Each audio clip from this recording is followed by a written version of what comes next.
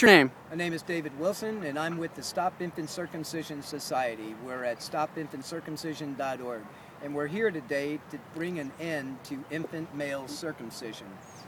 Want to start getting there? No, you're good. Yeah. Circumcision got started in America back in the 1860s in a misguided attempt to stop our young boys from masturbating. And then it became a cure for curvature of the spine, clubfoot, epileptic seizures, tuberculosis, alcoholism, and of course recently they're trying to claim HIV. Well, 30 years ago when the first case of HIV was diagnosed in America, 90-some+% of our sexually active males were circumcised, and it did not stop nor slow the spread of HIV. Safe sex, condoms, and leaving the prostitutes alone is what's slowed the spread of HIV.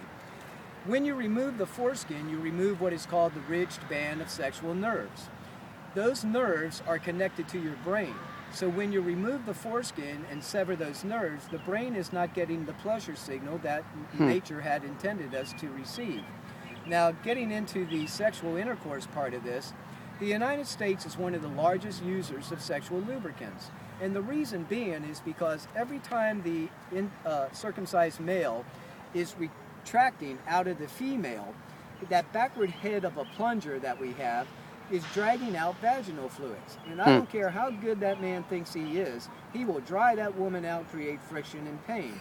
But with the intact male, once he is inserted into the vaginal cavity, the vaginal wall grips the male's foreskin, it works as a plug, it keeps most of the vaginal fluids inside of her, and as the male retracts, it's not the penis rubbing on the vaginal wall, it's sliding on the inside of the foreskin. And as he retracts, the foreskin rolls up over the head of the penis, which gives pleasure to the male, the ridged band of nerves, what I mentioned, and giving him pleasure. But because of the double fold layer of skin, it causes the penis head to get thicker, which provides more stimulation to the root of the female's clitoris, which gives her a deeper vaginal orgasm.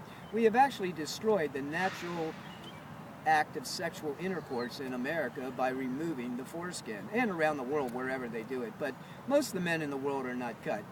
I have Europeans, South Americans, and people come here and they are appalled. They hear that we are still cutting our boys. Wow. And we have over 120 boys die each year here in America from circumcision.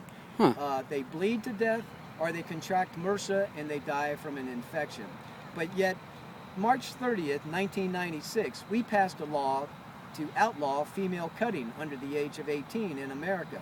We were so afraid that radical Muslims were going to immigrate to America that we created a law to stop them from cutting their girls. Well, according to the 14th Amendment of the U.S. Constitution, Congress shall pass no laws that are sexually discriminatory. So if we're going to protect the genitals of our underage 18 females, we need to protect the under the age of 18 males and allow that boy to grow up 18 years of age and make a decision. Does he want to remove the most sexual sensitive nerves in his anatomy, or does he want to keep them? And my bet is that he'd want to keep them. Yeah. So, did your parents circumcise you? Yes. Now, I learned about this at a young age. My mother is from the Bahamas. Okay. She married a Navy guy to get off the rock.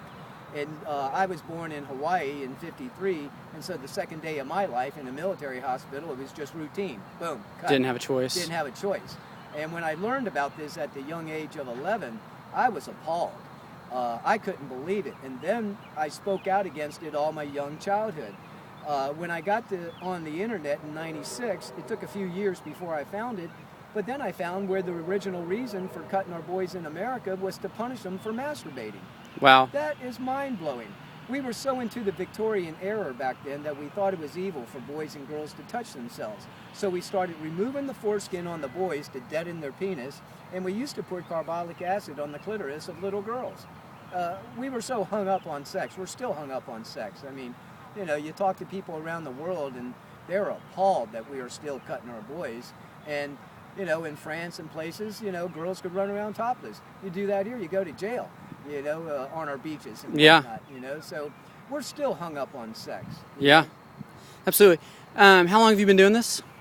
I've been speaking out all my life since Okay. a young boy, but I've been coming to Washington D.C. for 18 years, protesting during March 28th to April 3rd. Okay. This is about my 12th year for coming here during National Men's Health Week. National Men's Health Week is the week leading up to Father's Day. Okay.